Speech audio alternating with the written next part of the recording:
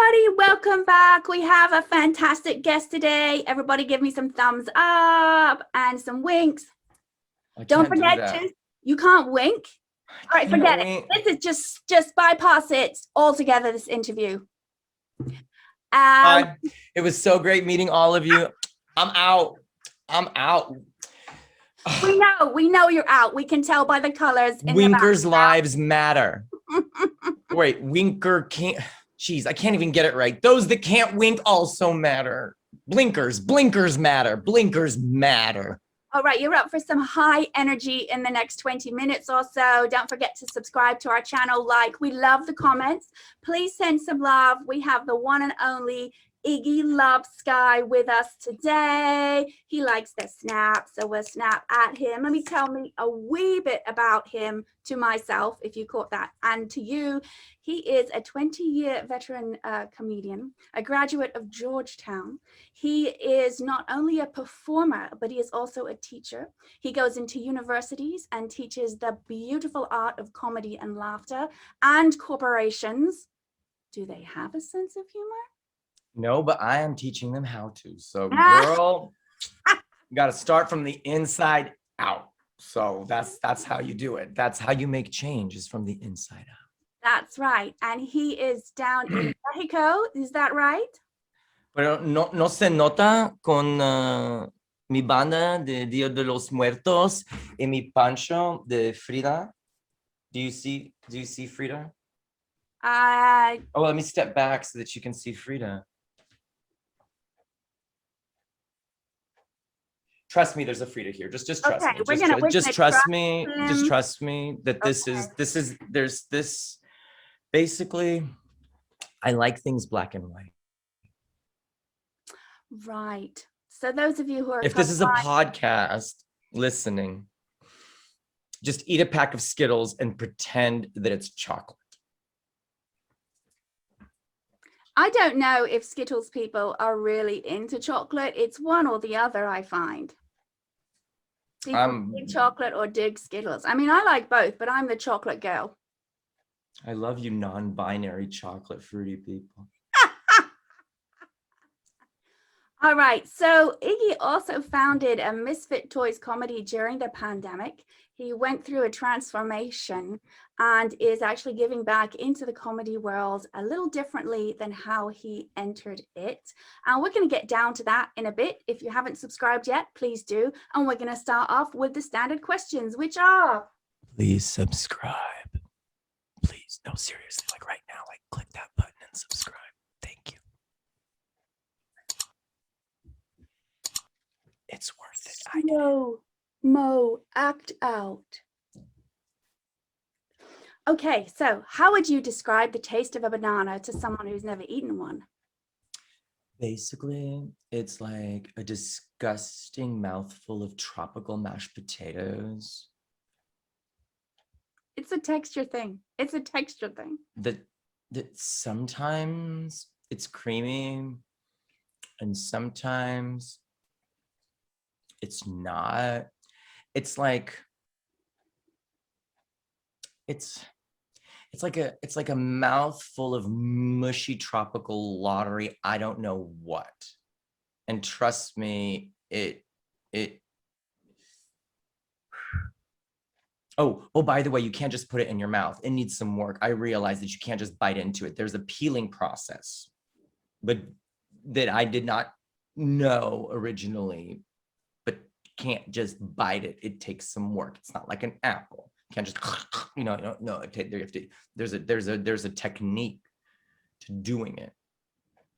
I'm not going to tell you how because I want to see you make the mistakes that I made. So please record that, put it on YouTube, and let me watch your banana mistakes because I made plenty of them when I came to America.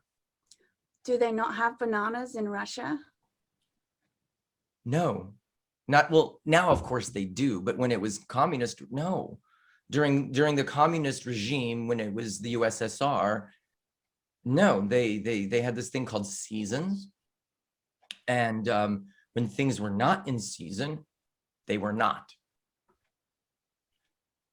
So when you had a banana, you were eating it and you hadn't witnessed anyone else eat it, therefore you didn't know to peel it?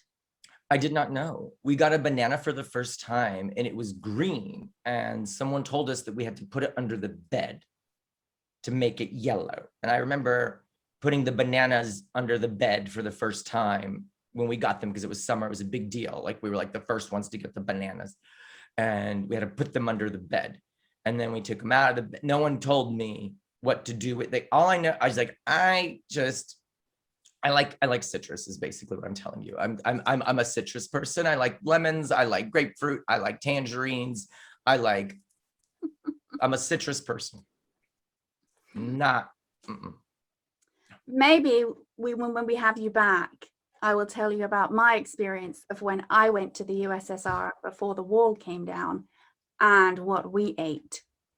Next question. When did you have your first existential life crisis as a wee one? I was on the bus.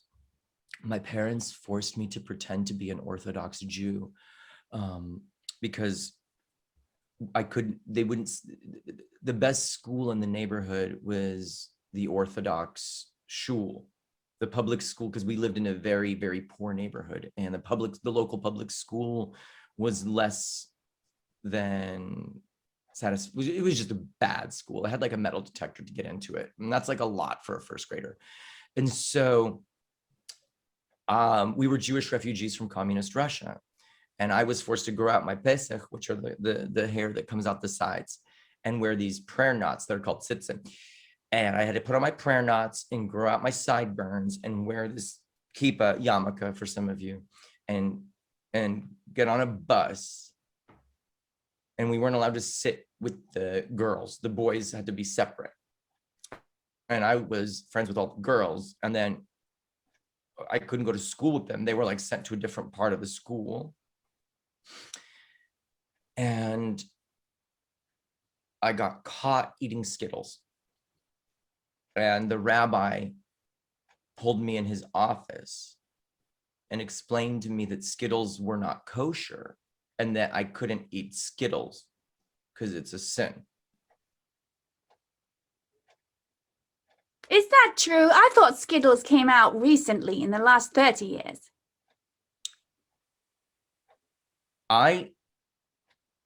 At that moment, I was like, I'm a Jew for Jesus. Like this, I can't pray to a God that does not believe in Skittles.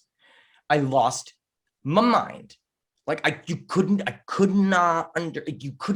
tell me, like bacon I can understand, but Skittles? And I, like, you know what happens when you tell me no?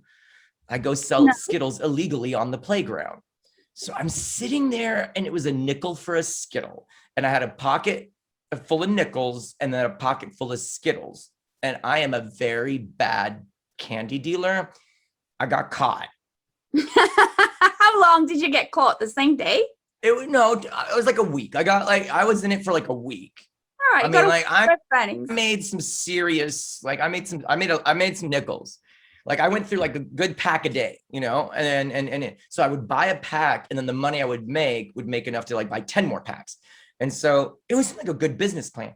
And so Rabbi Berg caught me by the merry-go-round, like giving out illegal Skittles. And oh my God, he almost, so I'm in his office, and he's like, Igor, how much money did you make? Okay, go sell the rest. Don't do it again. He didn't give you any tips to make more?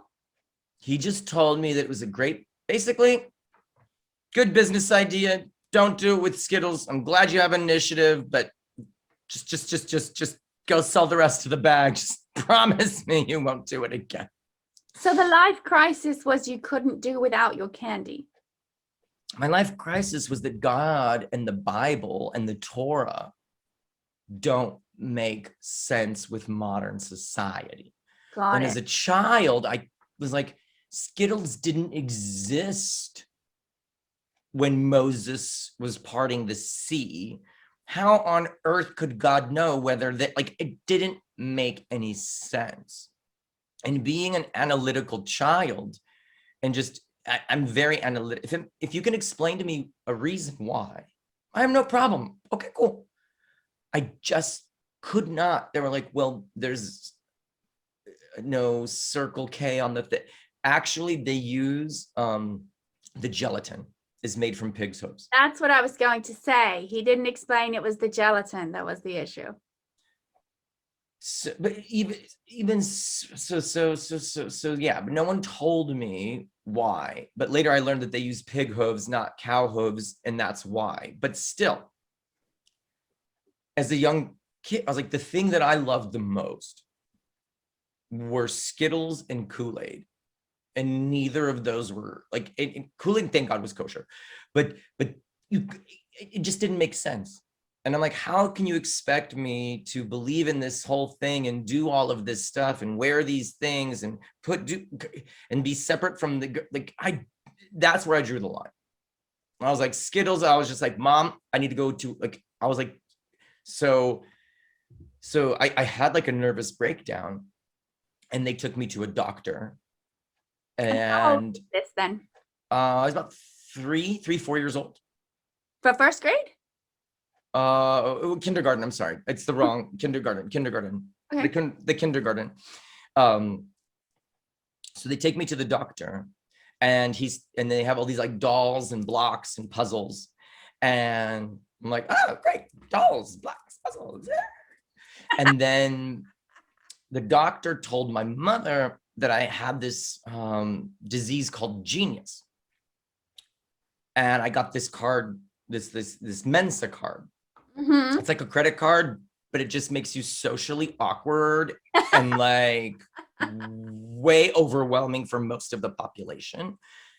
And I realized that they were like, he's just running on a, like, I'm like it's almost like nuclear energy.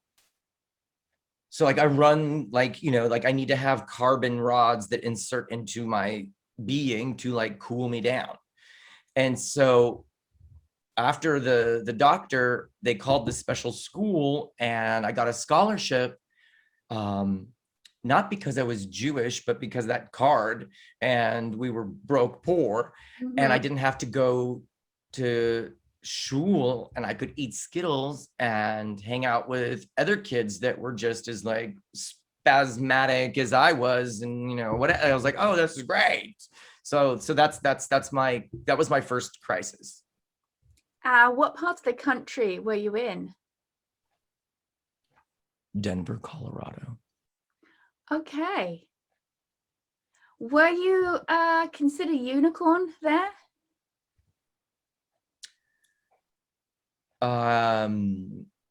Yes. I mean, I was the only white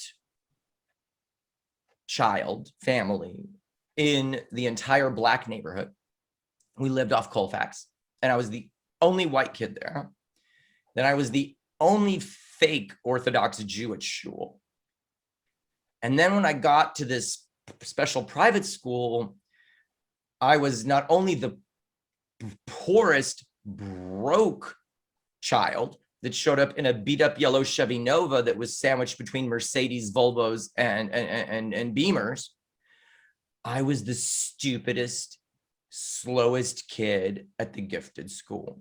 So I showed up, I was like too overwhelming and too much for the regular school. And then I went to the special school, and they just looked at me like, hurry up. Like I've always, that's why I have the unicorn back there. This is Skittles, by the way, because I've always felt like that bizarre magical creature that just does not fit anywhere.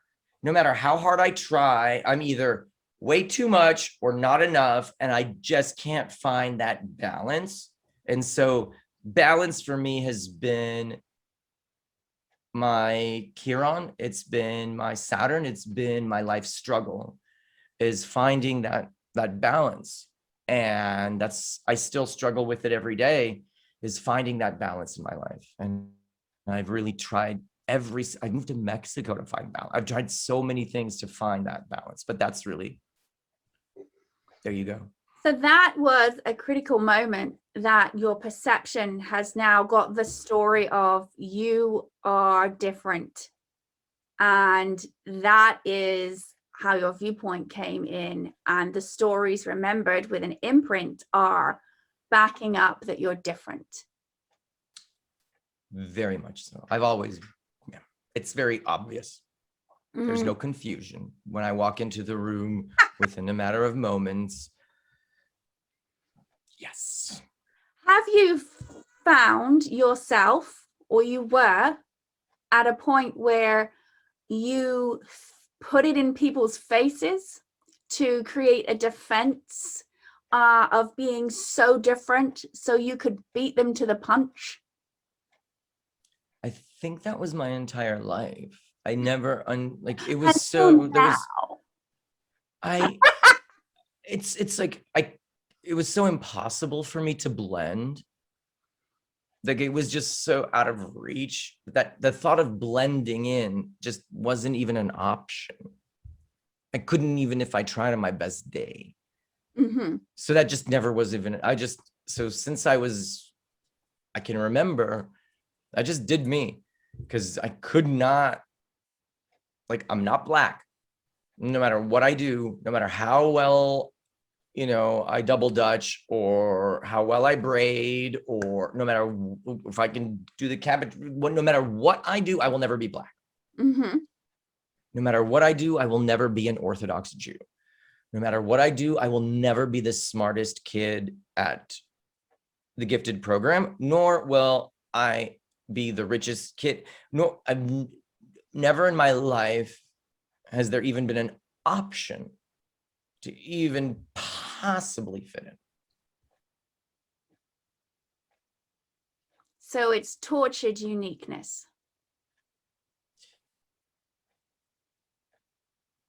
It's the, how do you say, the cost of genius. The cost of genius. Everything comes with a cost. Everything comes with a cost. But the other kids there, they were genius too. Correct. And did they blend? Or they were equally unique in their own way? They had parents that were judges, doctors, and lawyers that could give them the extracurricular activities and the outlets to express themselves. They could help, they knew from the beginning and were able to help facilitate. So it's just like that energy that is produced. They were able to create the transistors, the substations. They were able to create the power plant that could handle the energy that is made when you combine those atomic elements. I did not grow up with I had the family support and love, but after school, they had hours of extracurriculars and nannies, etc. I was just sent outside to play double Dutch and learn how to row. Like I didn't have a way to, so I don't know if that answers the question, but well, that's also an outlet too, though, right? On the playground, you were doing something. Giving a kid a box of grasshoppers and using them to grind their heads into this pavement and write French. That doesn't seem like a. Yeah, other kids had French tutors. I just had a box of grasshoppers and and I would, see, do you see what I'm saying? There's a difference. Who gave you the grasshopper? My father. Oh, okay. All right. Well, let's move on to I asked for some transformers. He gave me a box of grasshoppers.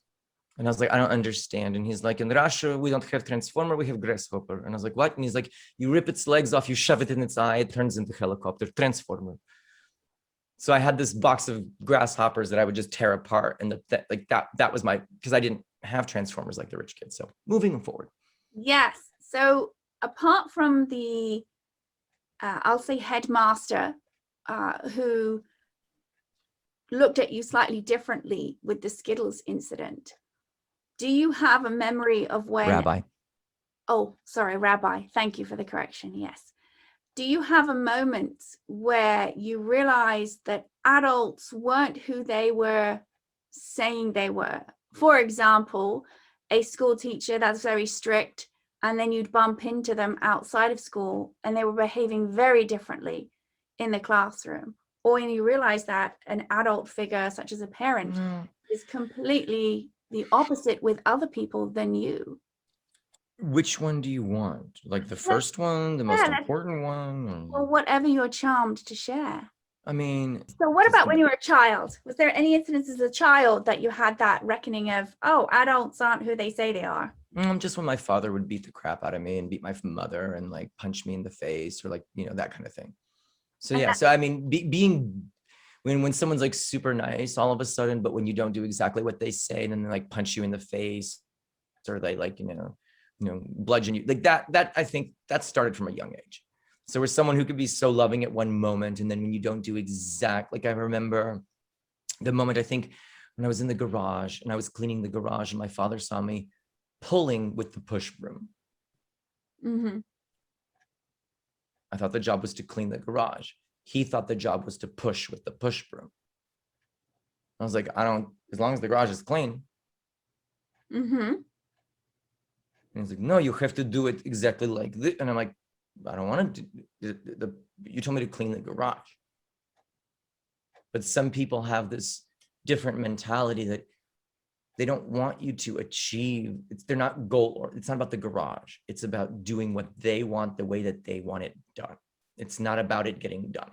So whether or not you have a better way of doing it or a different way of doing it, they can't handle it not being followed by the exact way that they think that it should be. And from a very young age, I did things however I wanted. I did it, but I did it my way. Mm-hmm. And he grabbed the broom from me and beat me with it until I told him that I would just push with it. And it had to be done that way. So I think that was probably the one where it was just kind of like, I cleaned the garage. Oh, you just wanted me to do something exactly how you do it. You didn't care about if it was done better, quicker, with more joy. And after that, did you start to notice other adults were the same way? Did it change your perception of the world? Of adults, I always saw myself on their level. Mm. I never saw myself really as a child.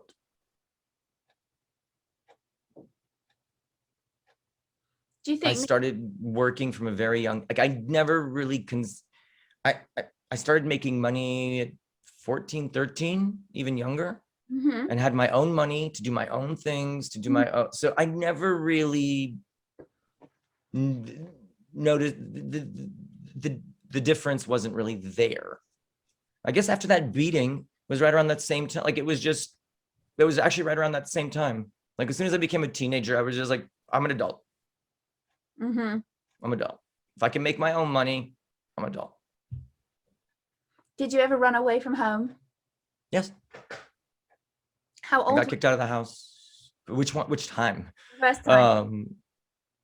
I got kicked out of the house when I came out. I got a full ride scholarship to Georgetown. I was the pride and joy of every immigrant Jew in Colorado. I was the American dream. And I came back with blonde hair, pierced ears, an iridescent shirt, and some ruby red Airwalks. Oh. And my mom at the dinner table looked at me and was like, what's with his earrings? And I'm like, I like the symmetry. Symmetry is the gay word. Use a gay. Only gays use the word symmetry. And I'm like, well, and then came the choice. if you want to be gay and have these earrings and use words like symmetry, get out of my house. And so I got out of the house. And things have been reconciled since then. Took a decade. I'm sorry? It took 10 years. It took 10 years. 10 years. It took 10 years. 10 But years. yes, now it's amazing. Oh my gosh, it was reconciled.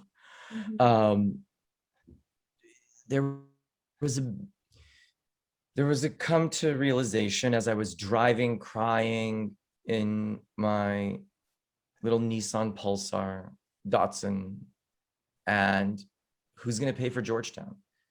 Like, just because I got the scholarship doesn't mean I can afford the books or the room and board, etc. Am I going to sacrifice my future on a principle? And I turned around, took out the earrings, and swallowed my pride. And they told me that if I was to be a heterosexual, I could go to Georgetown. But if I wanted to be gay, I had to go to Colorado Community College. And on the flight, I was at the airport to go to DC, to Washington, DC, and I overpacked, which is normal for a gay boy. And my mother opened the suitcase to help me repack. And there was a pair of patent leather chaps. And she pulls them out in front of the entire airport at ticketing. This is a gay pants. You promised you're going to be heterosexual. I'm like, no, Mom, they're for cowboys. There's no cowboys in Washington, D.C. And I'm like, and I'm pulling on the pants, and she's pulling on the pants, and these chaps are like, and I'm like freaking out. I'm getting ready to cry. And the guy behind the counter, the steward, they're usually gay. The gay guy behind the counter at the air thing sees what's happening. I don't know if he was gay. I just assume, but I saw the compassion when I let go of the pants and how mortified I was. And he upgraded me to first class. And it was the first time I ever flew in first class. And I flew in first class back to DC without my chaps. But like, it was for me, just the fact that someone saw me and they didn't make me feel bad, but they were like, he was like, girl, I got you. And I was like, girl, what is like, he was like, girl, I got you. And then I got upgraded to first class. I had, everything was taken. I was like, okay, things are going to be okay. Things are going to be okay.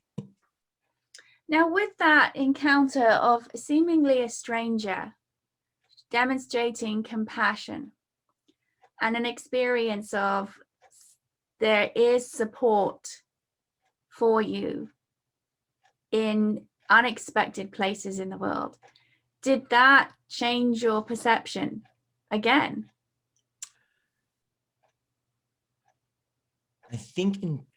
Honestly, I think intrinsically, yes. Because after that, I joined the Alpha Phi Omega, which is the community service fraternity. I began volunteering for free and teaching inner city youth in DC.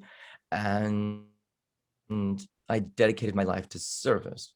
I don't know if it was directly linked to that moment, but I know that when I got to campus that semester is when I pledged APO, and there was a pivotal shift in, it's funny because I haven't really thought about it that way, and thank you for asking me, but there was a pivotal shift in how my life wasn't about me. It started to become about the we, and it maybe was a culmination, but it did literally happen like days after that incident. So I never thought about it that way, but thank you for bringing that up, because I honestly never unpacked that moment and never thought of it that way. But now that I think about it, actually, probably, yeah. That an act of kindness, of compassion to a stranger can impact someone's life without even knowing. And even a smile to someone can change their day. They may grump back at you, but their day is changed as a result. And what a beautiful story to share, that a simple act, a few days later, you finding yourself wanting to be of service and helping others. And that was obviously a very profound moment and a beautiful awakening of consciousness, because you didn't have to start being of service to people, right? Something shifted within your consciousness. So we have, like, we try to think positive or change our mind, and then we say a state of mind, or then we say mindset. But below that, to the core, is a cellular level of our consciousness. And that was a cellular level change, because only a cellular level change will have an action in the world contrary to how you behaved before that event. And so your perception of the world was changed dramatically, I would say for the better, as a result of someone's kindness. And what a beautiful, I don't even want to say the word story, because I could Experience. Yes, I like experience. Yes, absolutely, absolutely. So now, you were talking at the beginning about finding the balance. What do you do to help yourself get connected within? So every morning except for today. Uh-oh, that's what's going down. Today did not happen that way. Every morning but today, I open up my journal. I have a digital one. I used to have analog. This is all of 2020's analog journals. These are all my BITCH journals, where I write what's bizarre, ironic, terrifying, crazy, and hard. And I stopped doing that. And I started I still do that, but I started a different routine.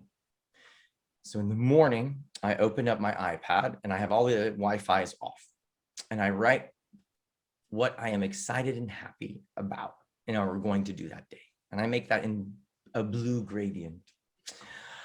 And then in red, I write what I am grateful for. And then in green, I write more manifestations of like what I am. I'm focused, I'm disciplined, I live with integrity, I have compassion, and so forth. And so once I finish those 3 sections, then I turn on my devices. Today I was roused, and it was kind of a hectic, crazy morning. And as you noticed, I've been a little more frantic than usual, if that's possible for me. But you noticed even like in my energy, like I'm not grounded because I haven't had that moment yet. It started early with random call, and I was like, well, I didn't have that, because usually I have the time, and that just grounds me, primes me, helps me be focused as to what are the goals of today. What do I need to work on? What am I grateful for? Just taking a moment and really grounding myself. And then the turbulent winds of the universe start blowing. Well, they started blowing early this morning, and I was like, whoa, and I still have yet so it's noticeable in my behavior. I can say, like, I'm not as I usually am. So it makes a difference. And so I've noticed on the days where I don't, there's a huge difference. So it's like, until I do, I don't have that grounding. And that changes your perception of the whole day, right? Because you're a little off than the groundedness that you like now. Completely. I mean, it's not, yeah, it is. Is it perception? How you view the world. It's how I react, which I guess is perception also. Yes, I think you're probably right about that. Now, So I don't know if we're playing like, linguistic vocabulary. But well, it's really what is, yes, this is an excellent point, Iggy, excellent point, because there are so many arguments that human beings have when they actually agree with each other. They simply resonate slightly differently with different vocabulary, but the meaning of what they're attempting to express underneath is the same. Mhm. right? Well, you've hit Yes. on something The that, intention is the oh, same. relationships die on this, right? And these old premises of being told that one has to be right, or what the true premise is you're not hearing me, right? Where when we get down to that feeling tone, when we communicate with feeling, which is all of your teachings that you talk about when you come to comedy, get to that feeling before that incident, and the words will come. When we connect through that feeling, then there is a centeredness and there is that connection.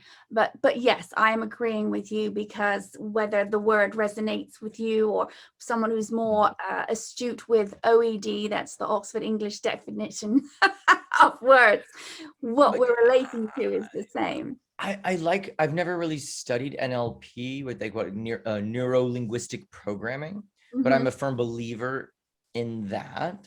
They say, abracadabra, what you say comes to life, what you say manifests, which is true.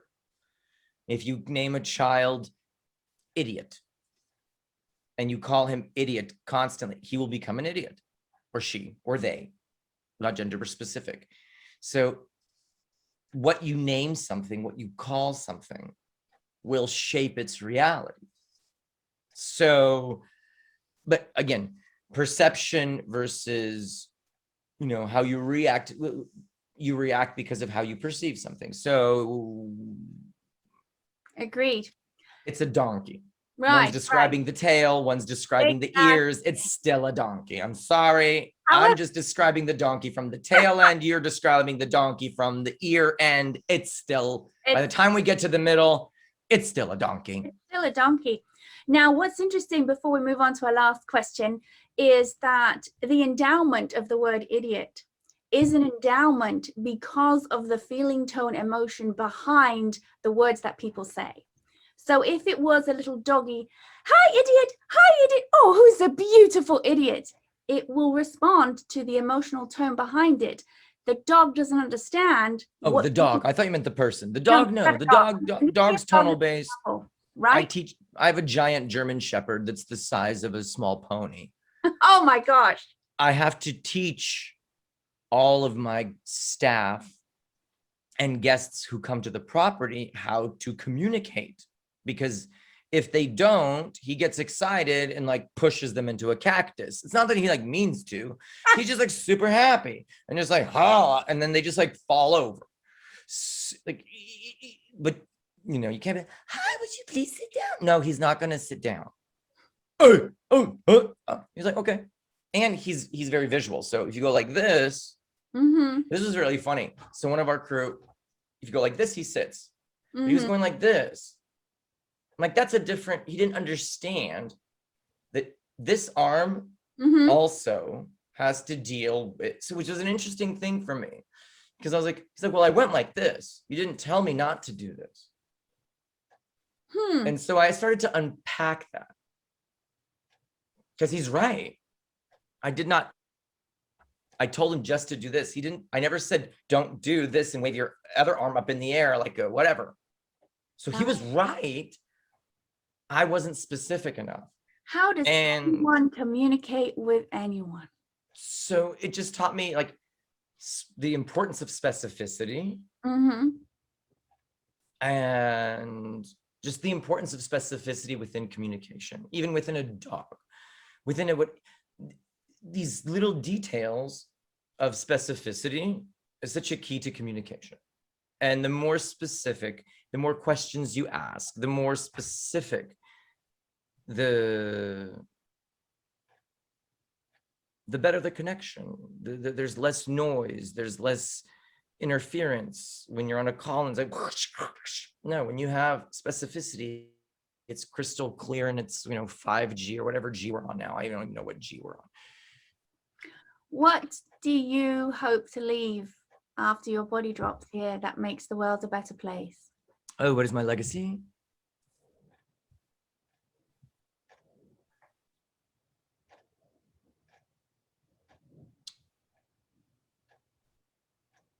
So I have several. I'm trying to think which is the most important.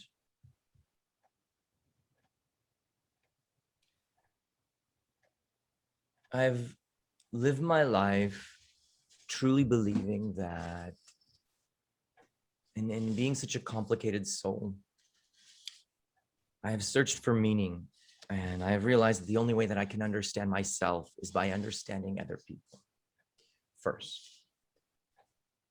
And I have made it part of my life's work to bring the voices and stories from the world to the masses, because I realized that not everyone has the luxury of time and money to travel and experience the other stories.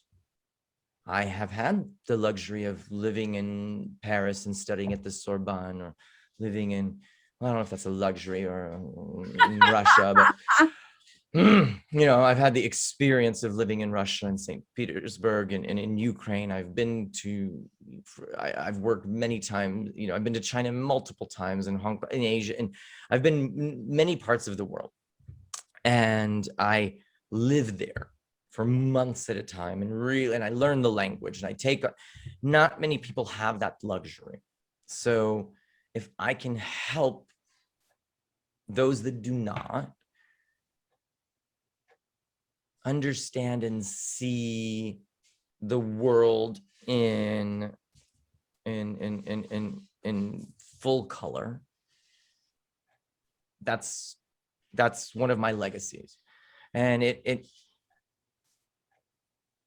what is the word? It manifests in different ways. So I purchased a peninsula in Mexico, and I created an eco resort. It's eco in the sense that we're solar and self-sustained, but that's not what the main thing is. What I realized is I created a space for people to find themselves. And do we have a little time? Is it okay? You can, yes, go ahead. So it started, everything in my life has been through synchronicity. I wasn't supposed to be here. I was supposed to be aborted. I was supposed to die in Chernobyl. I was not supposed to be here. I was supposed to go to Columbine High School, but my mother took me out. Wow. I wasn't supposed to be here. I have been on the edge, hanging by a little D-ring clip, almost died. I drowned, I don't know, almost drowned 6 times. Something has kept me alive, whether it's the universe, my mother, I have nearly died so many times in my life, from car accidents, been shot at, and all these crazy situations. But I'm here. And in Kabbalah, which is the mystical aspect of Judaism, they believe, one of the things that I love is that the universe has a greater plan for you. The universe is like the Waze. You can put in the kind of general destination, but the universe will find the better way to get there. And I've just led my life that way. That's how I got this house in Mexico. I wanted to get a different house that was less work. And when I went to sign the contract, the windows opened and this gust came in from the ocean and knocked a glass of wine all over the contract. So I said, okay, that's not the house I'm going to get then. It has to be this other place. And that's been my life, my entire life. And so we get this little house in Mexico, and we rent it out, and I happen to be here to host the guests. I come upstairs, they wanted some coffee, and a little boy, we will call him Darren, 10 years old, is playing Princess Cupcake Wonderland with unicorns and little fairies, and he's just having himself like a gay old time. I was like, girl, I so see you, oh my God. And I sit down and I start playing with him, and we're having the best time. And the parents and like 3 generations are like looking at us like we're the weird ones. And I'm like, And he's like, Mr., because my given name is Igor, and I reclaimed it as Iggy. And he's like, Mr. Igor, can I put on my narwhal costume? And a narwhal, if you don't know, is a gay fish. It's a fish with a unicorn.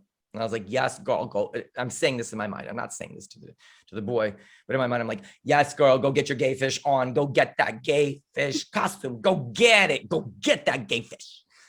And so while he gets his gay fish on, I run at light speed and put on my emperor penguin costume.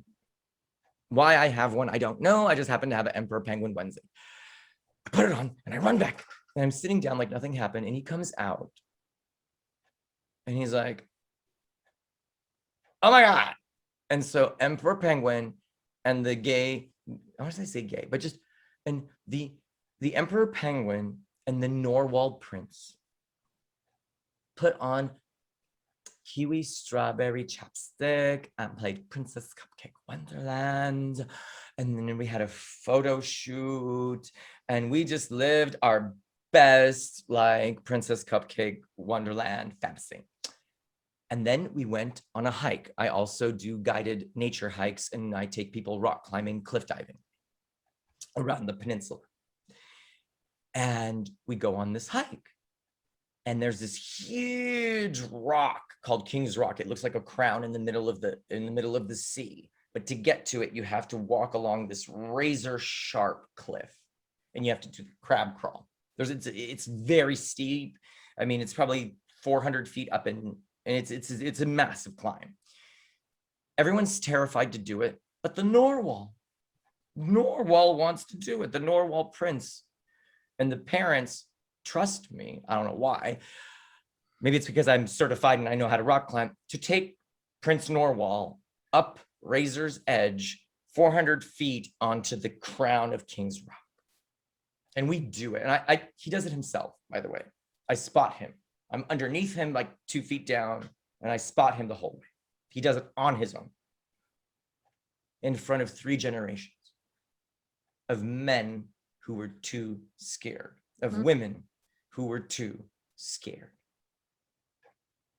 And he felt amazing. I thought it was just Tuesday. Like, I didn't think anything of it. I was like, all right, cool. We got back down, took some pictures. Thought nothing of it. And then it was a week later. I get a call from the mother. And she's like, Igor, I haven't seen my son so happy in years. I've never seen anybody accept him or just be so welcoming. And he came back to school, the most confident, proud boy I have ever seen. And then she showed me this book that the grandmother, who they came to the property to celebrate her recovering from cancer. And the grandmother made a chapter just on us. I didn't know. And there was a whole Emperor Penguin and Prince Norwal chapter of us doing us and the hike and him making it to the top. And I still get pictures of him on the first day of school and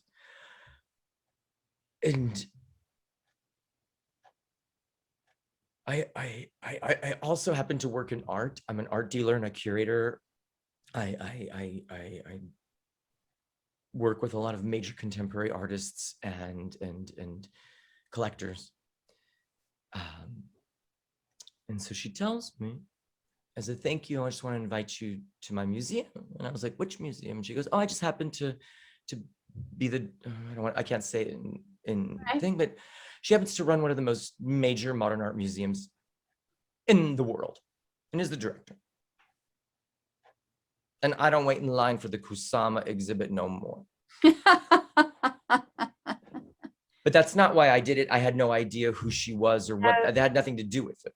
No idea. And but it is paid forward. But that moment is when I decided to create the resort. Because if I can, in a weekend, help someone find themselves, imagine what we can do with it in just one house. Imagine what we can do with many weekends, multiple properties, and it's helping him find his voice. So I've done the same with the resort at Baja Off the Grid, with Misfit Toys Comedy, which is the comedy studio. Everything I do is all about just helping people find their voice and giving them a platform to share it. So we tie it up to the airline attendant showing an act of compassion that he's or the patent leather chaps. I don't know which it is. I don't know. But I'm going to go with the airline attendant. I'm going to go with the airline attendant. And then here you are reflecting back an act of compassion, and you got his back. And that changed his perception of life and his mother's from that act. And what a beautiful way to end this lovely story. If you are moved by Iggy's story, just pop a note in the comments. We'll have him back another time and we can find more that he is unpacking, and his information is also be in the description. And with that, we're just gonna say peace out to everyone. Like and subscribe, and let's wait for the extended fun version questions we're about to do in a moment. Love you guys.